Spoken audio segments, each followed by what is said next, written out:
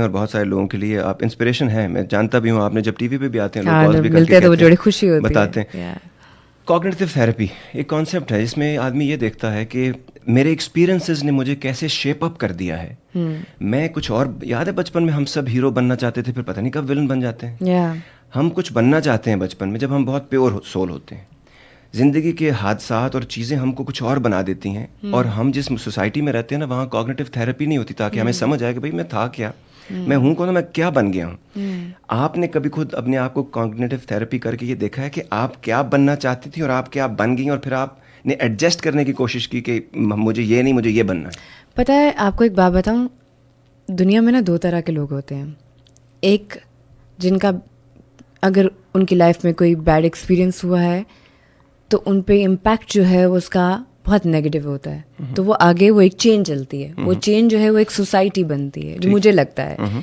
जैसे मेरी मम्मी का फ़र्ज़ करें, चले है भी, मेरी मम्मी के बड़े लाइफ में इस तरह के एक्सपीरियंसेस रहे हैं कि उनकी लाइफ में बहुत जहर भर गया है। तो एक मेरी तरह की औरत है जिसने लाइफ में बहुत टफ टाइम देखा है, लेकिन मैंने सोचा कि अगर ये मेरे साथ हुआ है मैं किसी और के साथ नहीं करूँगी। तो मेरा जो एटीट्यूड है वो बहुत पॉजिटिव हो गया। मम्मी का बहुत नेगेटिव नहीं कहूँगी, एक हार्श उनको जो एक्सपीरियंस मिला है मे बी उसकी रिफ्लेक्शन है, तो वो ऐसी हैं। अब वो जब अपने बच्चों के साथ वैसा बिहेव करती हैं या आसपास के लोगों से करती हैं तो वो लोग उनको समझ नहीं पाते कि वो औरत ऐसा क्यों कर रही है।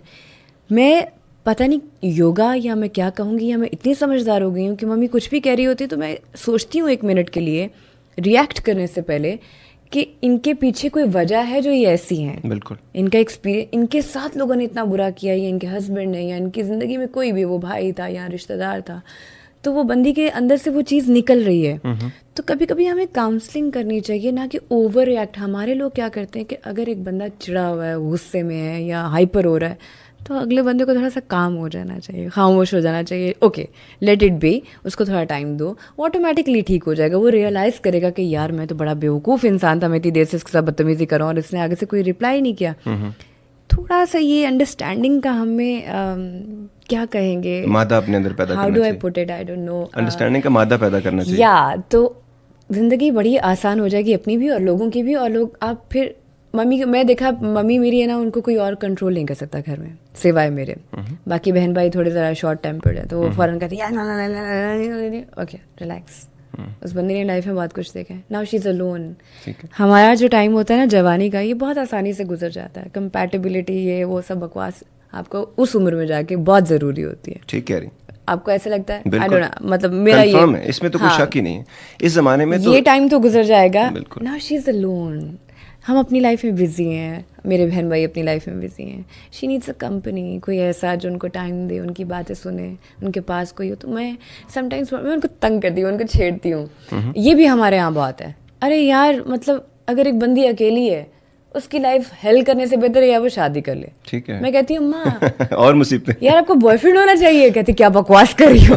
मैं कहा यार इसमें कोई ऐसी वैसी बात, ये गलत बात नहीं है। अच्छा, हमारे लोगों ने बॉयफ्रेंड का या गर्लफ्रेंड का एक ही कॉनोटेशन बना रखी है जहन में। मतलब ये गलत है, वो ये नहीं जानते कि बात करने के लिए बंदा बंदे दा दारू है। Exactly. बंदा ही बंदे की दवा है। आपको कुछ और नहीं, आपको एक अच्छा साथ मिल जाए ना, आप किसी से अच्छी बातें करें, आपको बहुत अच्छा टाइम स्पेंड हो जाता है। Make your life easy, man. To get the full Radio Azad experience, download the Radio Azad app from the App Store or Google Play and take us with you everywhere.